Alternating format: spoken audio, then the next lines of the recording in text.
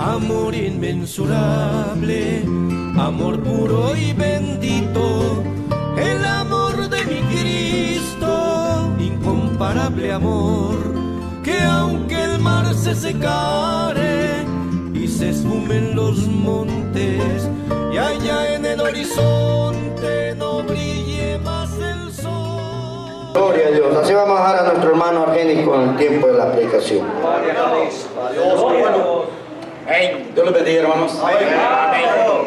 Nos estamos gozando, hermanos. Damos gracias a nuestro Dios por el precioso privilegio que nos da de poder estar un día más en este lugar, reunidos en su nombre, con el solo propósito de alabar y glorificar su santo y bendito nombre.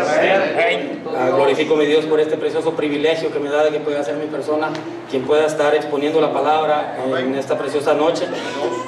Así Dios pueda bendecir también a la columna de ministros, como a nuestro pastor Isaac Rivera, que Dios ha puesto en ellos el sentir y la confianza en que nosotros pues podamos tener parte en estos privilegios que si bien es un compromiso bastante grande, también son de mucha edificación, hermanos, para nuestra vida. Sabe que analizando, estaba trabajando en este pequeño pensamiento que Dios puso en mi corazón, analizando la situación en la que el mundo se encuentra en esta época que estamos viviendo. Vemos a nuestro alrededor, en nuestro entorno, y vemos que es un mundo completamente perdido, un mundo completamente caído. Y si nos ponemos a ver las estadísticas, en este tiempo que estamos viviendo, creo que es el tiempo en el que más personas cristianas ha habido en la humanidad. Entonces, mientras más el tiempo pasa, siguen más personas aparentemente aceptando a Cristo. Pero si usted ve la situación en la que este mundo se encuentra, como que la iglesia no está causando el efecto que debería causar. Entonces estamos viendo que la maldad sigue, estamos viendo que hay lugares en donde la gente sigue muriéndose de hambre, tanta desigualdad. Y en esto podemos ver en que hay muchísimas iglesias allá afuera y hay mucha gente que sigue aparentemente aceptando un cristianismo que es más mundanalizado que el cristianismo o que la espiritualidad que nos vino a fundar nuestro Cristo Jesús. Así que, hermanos, solo es una pequeña reflexión. Y pues ahora les voy a pedir en el nombre del Señor que se pongan en vuestros pies y busquen en sus Biblias. Yo espero que todos hayan traído su Biblia. En Mateo 22 vamos a estar meditando del 34, el versículo 34 al versículo 40. 22 del 34 al 40. Amén. Hermanos, si no me llegaran a entender, el domingo pasado recibimos un consejo bastante importante de parte de nuestro hermano Lorenzo Martínez. Hay que escudriñar las escrituras, hay que leer nuestra Biblia. Sabe que siempre hemos dicho que no es el predicador el que avala el mensaje, sino que es el mensaje el que avala al predicador. Usted no podrá decir que un predicador es de Dios hasta que no examine el mensaje. Usted va a saber que el predicador fue enviado de Dios por la clase de mensaje que le trajo. ¿Todos lo tienen, hermanos? Y leemos la palabra tal como está escrita, honrando al Padre, al Hijo y al Espíritu Santo. Entonces los fariseos, oyendo que había hecho callar a los saduceos, se juntaron a una, y uno de ellos, intérprete de la ley, preguntó por tentarle, diciendo: Maestro, ¿cuál es el gran mandamiento en la ley? Jesús le dijo: amarás al Señor tu Dios con todo tu corazón y con toda tu alma y con toda tu mente. Este es el primero y grande mandamiento. Y el segundo es semejante: amarás a tu prójimo como a ti mismo. De estos dos mandamientos depende toda la ley y los profetas. Amén. Amén. Amén. Y vamos a meditar específicamente en lo que es el versículo 39. Amarás a tu prójimo como a ti mismo. Creo que nuestra hermana Sonia va a entender bien este mensaje, preciosa alabanza. Me estaba hablando durante, estaba sentado yo ahí, meditando nuevamente en el mensaje. Sabe que para poder empezar y hablar acerca de lo que es este versículo 39, amarás a tu prójimo como a ti mismo, es necesario, por eso escogí específicamente esta porción bíblica, es necesario meditar un poco también en el primer y grande mandamiento. Y en lo primero lo que meditaba es de que los dos, de que obedecen a un mismo patrón, de aquellos 10 mandamientos que fueron recibidos por Moisés de parte de nuestro Dios. Amén. Están en el mismo orden y no creo que haya sido por coincidencia ni casualidad. Los primeros 4 mandamientos obedecen a la relación de nosotros con nuestro Dios, al igual que el primer mandamiento que aquí es dado por Jesús al fariseo. Y los últimos 6 mandamientos, al segundo y grande mandamiento, que es a establecer la relación de nosotros con nuestro prójimo. Gloria a Dios. Así, examinando o analizando en esta misma coincidencia, o no le podemos decir coincidencia porque esto es un plan perfecto de Dios, que todo esté en la Biblia, en el orden que está por un propósito. Y aquí el propósito que yo veo es de que primeramente tenemos que cumplir el primer mandamiento para poder cumplir el segundo. Aquí el orden de los factores y altera el producto. No podríamos pretender cumplir el segundo mandamiento, que sería amar a nuestro prójimo como a nosotros mismos, si no amamos primeramente con toda nuestra mente, con toda nuestra alma y en una entrega total a nuestro Dios. Ahora, lo que vamos a ver en este momento es cómo debemos de hacer para poder cumplir este primer mandamiento, porque también eso nos lo dice la Biblia. Y el Señor Jesucristo dijo: yo soy el camino, la verdad y la vida. Amén. Y nadie viene al Padre si no es por mí. Sí. Un hombre natural o un hombre sin haber aceptado a Cristo como criatura de Dios, le sería imposible poder amar a Dios como aquí lo está señalando en este versículo que hemos leído. No habría manera de que lo pudiese hacer. De igual manera, un hombre natural, un hombre de allá afuera, no podría tampoco amar al prójimo como a sí mismo. Porque para comenzar, el amor como se conoce allá afuera en el mundo, no es el amor como Cristo nos lo enseña, o como el mismo amor por el que Cristo nos ha amado. El amor conforme a los parámetros bíblicos es completamente diferente a lo que en el mundo conocemos como amor. Entonces, llegando a este punto, podemos deducir que para poder amar a nuestro Dios con todo nuestro corazón, con toda nuestra alma y con toda nuestra mente, no lo podemos hacer sino solamente a través de Cristo. Cuando nosotros venimos a los pies de Cristo y aceptamos a Cristo como nuestro único y suficiente Salvador, el único y suficiente Salvador de nuestra vida, es depositado en nosotros el Espíritu Santo. Entonces, cuando es depositado en nosotros el Espíritu Santo, de ahí en adelante nosotros podemos tener la potestad de poder amar a nuestro Dios. ¿Por qué? Porque según Gálatas 5:22, el Espíritu Santo depositado en nosotros va a producir un fruto que está compuesto por 9 prodigios, y el primero y más grande de ellos es el amor. Entonces, la manera en la que nosotros podemos cumplir este primer mandamiento es aceptando primeramente a Cristo como nuestro único y suficiente Salvador. Él es el reconcilio entre nosotros y nuestro Padre Celestial.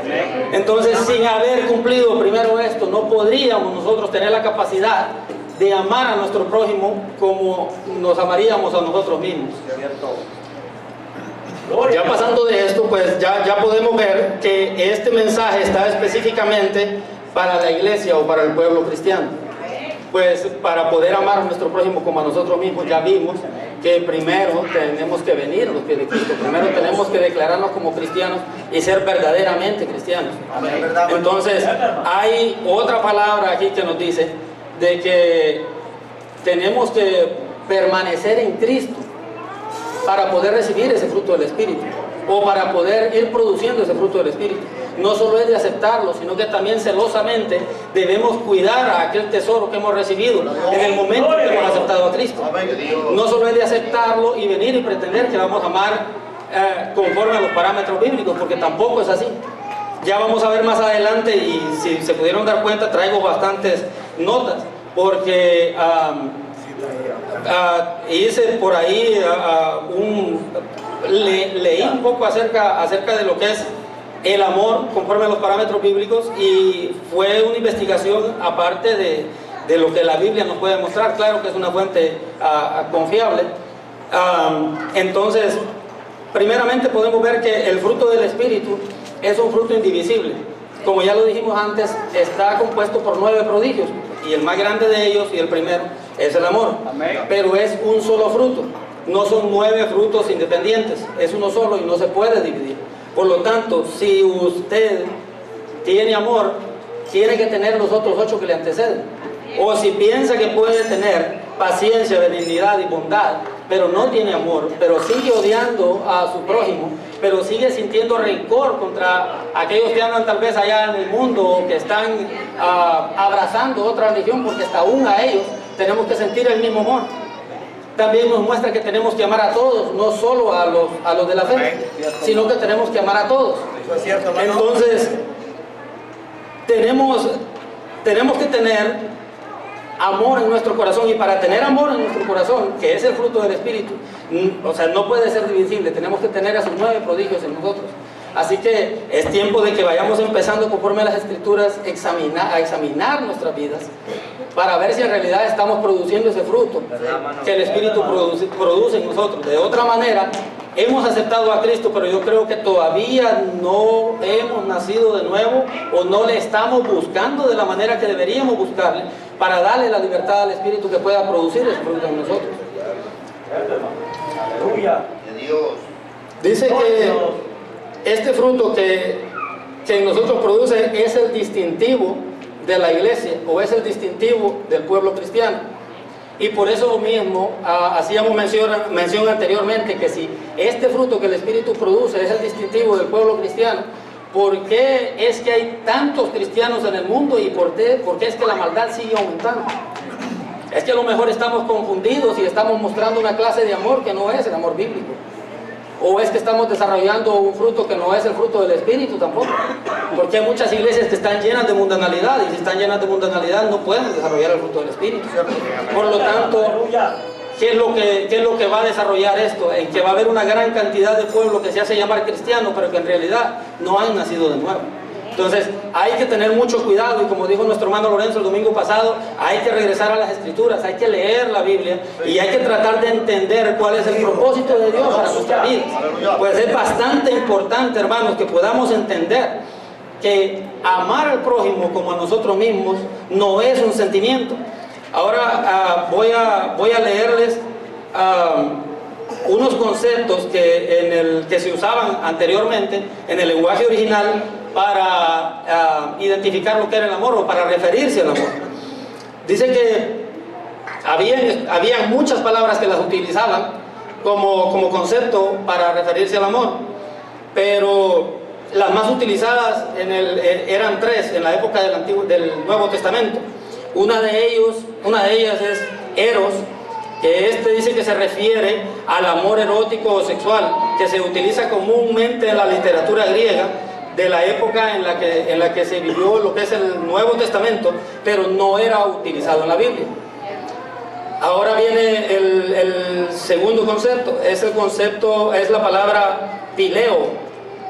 Dice que se refiere a un afecto tierno como el que se puede desarrollar hacia un amigo o hacia un hermano. Dice que es también común en la literatura griega de aquella época, así como también en el Nuevo Testamento, o sea que se usaba también en el Nuevo Testamento, y se usaba para expresar el amor de Dios hacia Jesús. Nos muestra un ejemplo en Juan 5:20. También dice que para expresar el amor de Dios hacia todos los creyentes en general, y nos muestra un ejemplo ahí en Juan 16:27, y para mostrar también el amor de Dios hacia un discípulo en particular. Nos lo muestra, nos da un ejemplo en Juan 20 y su versículo 2. Mas esta palabra pileo no era utilizada para referirse o para hablar del amor de una persona hacia Dios. Ahora bien, leyendo un poco más y extendiéndome un poco más, porque no traje el párrafo completo, pude entender de que el amor que Dios espera que nosotros le demos es un amor diferente. Es un amor no como todo mundo se lo imagina, no es un sentimiento, sino más bien es una actitud. No es el que yo voy a sentir amor por el hermano como lo sentiría por alguna otra cosa, por un hermano en la carne o por mi esposa. Es algo completamente diferente. Es un amor que tal vez no se siente ni se muestra, no va a ser palpable de esa manera, pero sí lo vamos a demostrar con aquel conjunto de actividades que nosotros vamos a hacer encaminadas al beneficio, pero no de nosotros, sino el beneficio de otros. Entonces, es la manera de poder, de qué es lo que hacemos, es el conjunto de actividades de qué es lo de las que hacemos para beneficio de otros, no para beneficio de nosotros mismos. Así que si hay alguno que haya venido a la iglesia o haya aceptado a Cristo con el deseo de recibir amor, es bueno que haya aceptado a Cristo, pero lo hizo con el propósito incorrecto. Porque el amar a nuestro prójimo como a nosotros mismos, o como se nos enseña aquí, no es buscar el amor para nosotros, sino buscar dar amor o hacer aquello por amor a otras personas, no a nosotros. Entonces, el movernos de esta manera es el empezar a dar el fruto que produce el Espíritu Santo en nosotros. No es buscar el bien propio, no es hacer nada por un beneficio propio, ni esperando nada a cambio, sino es hacer algo por aquel que está más necesitado, o hacer algo por aquel que sabemos que está en angustia. El hacer algo, hay un versículo aquí en la Biblia también que es parte de un sermón que dio el maestro, que está registrado en Mateo del capítulo 5 al capítulo 7, que las Biblias de estudio lo reconocen como el Sermón del Monte. Entonces, si no estoy mal, en el capítulo 7 y versículo 12, está este versículo que también es conocido como la regla de oro. Y es conocido como la regla de oro, porque ahí finaliza y dice, así como queréis que hagan los hombres con vosotros, así también haced vosotros con ellos. O sea que esa es la manera, porque ya lo vamos a ver un poco más adelante, que eso también está registrado en San Lucas. Ya lo vamos a ver un poco más adelante, en donde da la manera en la que Dios demanda que nosotros nos amemos unos a otros. No solo el concepto de amor, sino en la manera que quiere que nos amemos. Nos manda aún a amar a nuestros enemigos. Eso es algo que nosotros nuevamente no podríamos hacer si no tenemos el amor de Cristo en nosotros. Entonces, pasando a un tercer concepto, vamos a pasar a esta palabra que es ágape. Dice que lo usaban los creyentes para definir un amor completamente incondicional, un amor especial y mucho más profundo hacia Dios. Y se usaba de la misma manera que fileo, que es la palabra anterior, pero de una manera más profunda. Por ejemplo, para mostrar el amor del Padre hacia un creyente en particular. Juan nos da un ejemplo en Juan 14:21. Dice, el que tiene mis mandamientos y los guarda, ese es el que me ama. Y el que me ama será amado por mi Padre, y yo le amaré y me manifestaré en él. No es cuestión de un sentimiento, no es cuestión de abrazos, apapachos y besos. Es cuestión de actitudes, es cuestión de que el amor conforme a los parámetros bíblicos en sí viene a ser un verbo. La palabra, ustedes, la mayoría conocen que el verbo se refiere a acción y movimiento. Es hacer, no es decir, no es... usted le puede dar el pésame a una persona que en su corazón usted siente que no la ama cuando está allá afuera en el mundo. Entonces usted puede hablar palabras bonitas y después puede ir pensando quién sabe qué atrocidades de aquella persona. El amor no se refiere a un sentimiento, porque el sentimiento, ¿cómo lo podemos demostrar? Cuando sabemos que vivimos en un mundo caído y que estamos en un cuerpo pecaminoso. Sería imposible mostrar un amor con los parámetros bíblicos si se tratara de un sentimiento.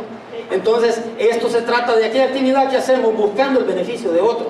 Es un verbo que tenemos que aprender a conjugar todo el pueblo cristiano. En beneficio de otros, no de nosotros mismos. Si usted se da cuenta, dice que la palabra fileo dice que no se utilizaba para demostrar o para hablar del amor del pueblo cristiano a Dios. Entonces, el amor ágape es el amor que tiene que existir en nosotros para poder amarnos como nos amaríamos a nosotros mismos. Ok, en esta otra palabra quiero hacer quiero darles otra observación, y es de que la razón por la que esta palabra no se usa, ellos son bien específicos usando en estas tres palabras, y cada una a una, por decirlo así, a una actividad diferente. Entonces, cuando hablamos de amar a nuestro Dios, o cuando hablamos de demostrar el amor a Dios, no vamos a decir que vamos a mostrarle amor a nuestro Dios en una manera directa o en una forma directa, sino que la manera en que demostramos cómo amamos a nuestro Dios es haciendo el bien y buscando hacer el bien con nuestro prójimo. Porque ¿de qué otra manera nosotros podemos demostrarle el amor a nuestro Dios? No podemos pretender venir y hacer algo para demostrar el amor a Él directamente, o hacer algo con Él directamente o para Él directamente, porque ¿qué le podemos dar si no es nuestra obediencia? ¿Y qué fue lo que nos mandó a hacer? Amarnos los unos a los otros y amar a nuestro prójimo como a nosotros mismos. No podríamos hacer eso. No me imagino a alguien tratando de diezmar y mandar el cheque para el cielo. No se podría. Entonces, el poder cumplir este mandamiento se refleja en dirigir ese amor a nuestro prójimo, en dirigir ese amor a todos, y dice muy especialmente a los de la familia de la fe. Entonces, aquí vemos una vez más que no es cuestión de un sentimiento, sino que es cuestión de una actitud. Es un verbo completamente, y un verbo que tiene que ser conjugado por el pueblo cristiano. Ahora, les voy a dar otro concepto que aparece en Lucas 6:27, que me pareció que es un concepto bastante claro de la manera que el Señor nos demanda que podamos amar, y de la manera en la que se refiere el Señor a ese amor por nuestro prójimo. Dice Lucas 6:27, pero a vosotros los que oís os digo, amad a vuestros enemigos. Fíjese cómo empieza: amad a vuestros enemigos, haced bien a los que os aborrecen. Comienza por hacer bien por los que nos aborrecen, bendecid a los que os maldicen, orad por los que los calumnian. Al que te hiera una mejilla, preséntale también la otra, y al que te quite la capa, ni aun la túnica le niegues. A cualquiera que te pida, dale, y al que te quite lo tuyo, no le pidas que te lo devuelva. Y como queréis que, aquí viene lo que nosotros conocemos como, o lo que es llamado como la regla de oro, y como queréis que hagan los hombres con vosotros, así también haced vosotros con ellos. De tal manera que para poder nosotros amar al prójimo tenemos que estar más que dispuestos para poder hacer con aquellos que están pasando por una angustia, con aquellos hermanos que están pasando por algún problema, que están teniendo alguna dificultad, que están pasando tribulaciones. Tenemos que actuar y hacer con ellos de la manera que nosotros quisiéramos que hicieran con nosotros si estuviéramos en la posición de ellos. El poder venir y que dependa de nosotros poder ofrecer nuestra ayuda, poder levantar un clamor a Dios y hacerle ver a nuestro hermano que no está solo, que no solo tiene la fortaleza y la ayuda del Señor, sino que también hay una iglesia que se une como un solo hombre por buscar el beneficio de Él mismo. Y les digo, es tan importante que pueda haber esta clase de amor en la iglesia, porque meditando también en esto, hay muchas pruebas que llegan a nuestra vida, hay muchas pruebas que pueden llegar a mi vida, a la vida de nuestro pastor, o a la de los ministros, o a la de las hermanas, o a la de los hermanos, que en la superación de ella o Dios se va a glorificar, o le va a dar la salida a aquel problema con respuesta a lo mejor únicamente a su oración, porque esa prueba venía para usted, y el propósito de esa prueba era su madurez espiritual, y dependía de usted mismo. Pero van a haber pruebas de que a lo mejor van a llegar a nuestra vida, que no vamos a ver la victoria únicamente con nuestra oración, porque no es una prueba que solo para nosotros, sino para la iglesia en general. O sea, podemos estar sufriendo nosotros aquel problema, aquella dificultad, pero la salida a lo mejor no va a depender solo de nosotros, sino de que la iglesia se mueva como uno solo y poder buscar esa salida para la prueba del hermano. Nosotros hemos tenido casos aquí y hemos visto cómo el Señor se ha glorificado en muchas ocasiones. Podríamos poner como ejemplo, y le digo, no voy a mencionar el nombre del hermano por cuestiones de discreción, pero podemos comprobar el ejemplo de un caso que se dio aquí en la iglesia. Nosotros escuchamos después el testimonio de cómo el Señor se glorificó en aquella prueba. Nosotros pudimos estar presentes también en el culto de acción de gracias que hizo este hermano, y le digo, era una prueba, y es un ejemplo a la vista de todos de cómo el Señor se glorifica y de cómo el Señor envía pruebas en donde por el testimonio de este varón nosotros sabemos de que este varón había orado mucho por aquella prueba, y de que anteriormente ya había pedido oración por aquella prueba que estaba pasando, por aquella enfermedad. Y por el testimonio de este varón podemos saber de que el varón estaba orando y de que no cesaba de orar. Ese día se levantó, dio su testimonio, glorificó a Dios con su testimonio y luego pidió nuevamente que lo lleváramos en oración o de que toda la iglesia orara por él.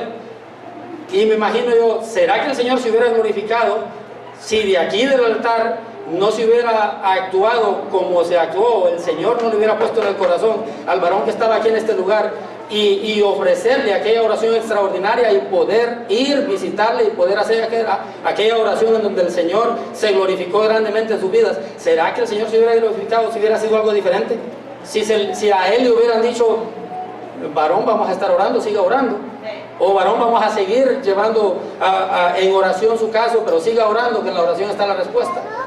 La respuesta no era una respuesta mala, porque no tiene nada de malo seguir orando, al contrario, es bueno seguir orando y seguir pidiendo. Pero el propósito de Dios no era tal vez que en ese momento la respuesta fuera que él siguiera orando, sino el propósito de Dios era que la iglesia se moviera como uno y pudiera venir y poder sentir aquella angustia que el hermano estaba sintiendo en aquel momento por esa prueba y orar y clamar y levantar un clamor al Señor, aunque hubieron muchos que tal vez no fueron, pero estaban orando. Y la representación y el liderazgo de la iglesia estaba involucrada en eso. En otras palabras, la iglesia estaba involucrada en el caso.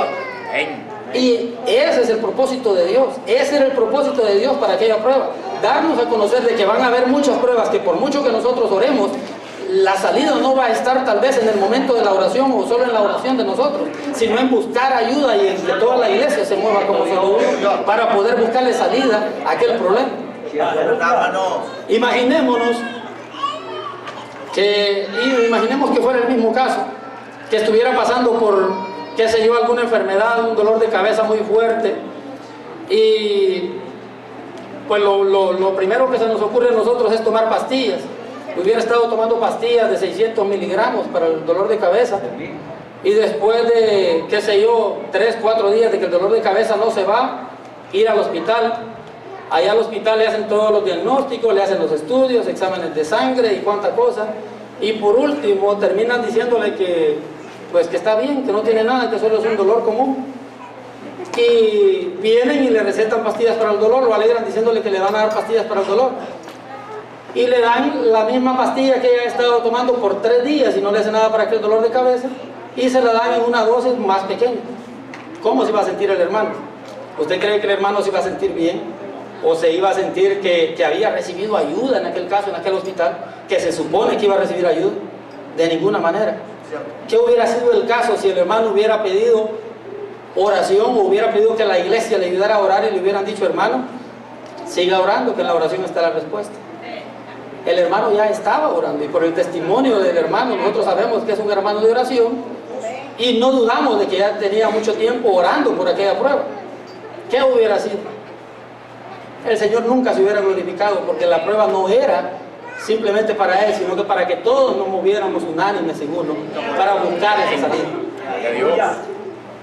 Así, hermanos, hay muchos ejemplos que podemos encontrar, no solo en la Biblia, sino también aquí en la iglesia. Sabe que también meditando acerca del mismo caso, estaba meditando sobre la situación que estaba pasando aquel paralítico cuando lo llevaron a aquellos 4 cargados a Capernaum. Dice que la multitud apretaba. La multitud apretaba de tal manera que no los dejaban entrar, y que aún en la puerta se estaba predicando, porque no los dejaban entrar a donde estaba el maestro. Era tal la multitud que no los dejaban entrar a donde estaba el maestro. ¿Qué hubiera sido si aquellos 4 hubieran desistido y lo hubieran dejado allá afuera? ¿Cuál hubiera sido la condición de aquel paralítico? No hubiera sido santo. El Señor no se hubiera glorificado en él. Pero el ejemplo que nos da y la enseñanza que nos da ahí es de que tenemos que ser cristianos, que tenemos que estar dispuestos a caminar esa milla extra, a caminar esa milla extra, a decidirnos a poder subirnos a aquel techo y a poder destapar aquel techo que es el que nos separa de poder estar frente a la gloria de Cristo y poder ver cómo el Señor se glorifica en las pruebas y en las angustias de nosotros. somos débiles y no podemos por nosotros mismos. El Señor dijo, alejados de mí, separados de mí, nada podéis hacer. Tenemos que estar en una búsqueda constante. Tenemos que estar todo el tiempo tratando de edificar nuestras vidas y tratando de escudriñar esta palabra, que esta palabra es una palabra que no solo informa, sino que también transforma. Es una palabra que tiene el poder para poder transformar la vida de nosotros y de nosotros como cristianos. Esta no es una palabra que ha sido dada para los que están allá afuera, sino para nosotros, para nuestra propia edificación, y la tenemos a la mano. Tenemos que estar en todo tiempo orando y al mismo tiempo también edificando nuestras vidas, escudriñando las Santas Escrituras. Sabe que el hablar de amor, ahora lo podemos entender, a lo mejor no me he dado a entender, pero podemos entender que no es cosa de un sentimiento como antes uno creía, sino que es una actividad. O sea, es algo que nosotros tenemos que hacer, y no solo es algo que nosotros tenemos que decir que hacemos, porque el que está ahí arriba conoce la condición y conoce las razones por las que nosotros nos movemos. Si nos estamos moviendo por un impulso, si nos estamos moviendo por el qué van a decir o por el qué dirán, o si en realidad nos estamos moviendo por amor al prójimo. Entonces, en Gálatas 6:10 también dice así, que según tengamos oportunidad, hagamos bien a todos y mayormente a los de la familia de la fe. O sea que nuestro sentir no solo va a ser por nosotros, sino por todos. Y cuando hablamos de que este sentir va a ser no solo por nosotros, sino por todos, vamos a decir de que también tenemos que orar constantemente por los amigos, por todos aquellos que el sol de justicia no los ha alumbrado, todos aquellos que siguen siendo esclavos del pecado allá afuera. Orar los unos por nosotros en todo tiempo, y orar así mismo también por los amigos, por todas aquellas personas que están siendo engañadas por el enemigo, ya sea allá afuera o ya sea en otras denominaciones o en iglesias que están mundanalizadas. Tenemos que levantar todo el tiempo también un clamor por ellos. Saben que esto es de estar constantemente buscando la presencia de nuestro Dios, porque el poder desarrollar ese fruto del Espíritu en nuestra vida no solo depende, como ya lo dijimos, en haber aceptado, sino que tenemos que cuidar ese tesoro que hemos recibido. El cimiento más grande para nosotros los cristianos es el poder cuidar y establecer una buena relación con nuestro Dios. De eso va a depender nuestra vida como cristianos. Si tenemos una mala relación con nuestro Dios, por más sabiduría que nosotros creamos tener, vamos a estar deambulando y vamos a andar en todo tiempo siendo dominados por los deseos de la carne y por lo tanto prejuicios que hay allá afuera en el mundo. Corremos mucho riesgo. Tenemos que estar orando constantemente los unos por los otros, pidiéndole a nuestro Dios por todos, especialmente por nosotros mismos, orar los unos por los otros. No se trata de decir yo oro por mí y el otro que mire a ver cómo sale. Eso no es cristianismo, es antibíblico. No podemos venir y decir que estamos viviendo un cristianismo en el que solo estamos velando por nosotros mismos, porque eso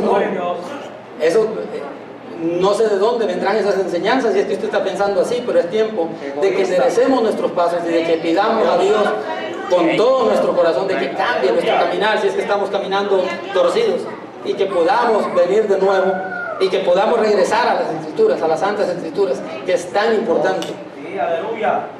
Así, hermanos, hasta aquí el Señor me ha dado. A lo mejor no he sido tan explícito con el tema, pero si usted cree que no he sido tan explícito con el tema, usted sabe perfectamente bien cuáles son esas citas bíblicas que hemos leído, ya las tiene. Puede meditar usted mismo en este mensaje. Sabe que la Biblia tiene mucho de donde nosotros poder aprender. El detalle muchas veces es de que nosotros tal vez no dedicamos el tiempo para poder llenarnos de la palabra, pero la palabra es tan preciosa y tiene mucho poder para poder transformar nuestras vidas conforme al propósito que el Señor nos ha llamado. Hasta aquí ha sido mi tiempo, hermanos, y que el Señor los bendiga. Y aunque en el infinito los astros no titilen, y aun cuando se terminen las tardes de arrebol, y aun cuando sus criaturas no le honren ni le admiren, tan grande y tan sublime su amor.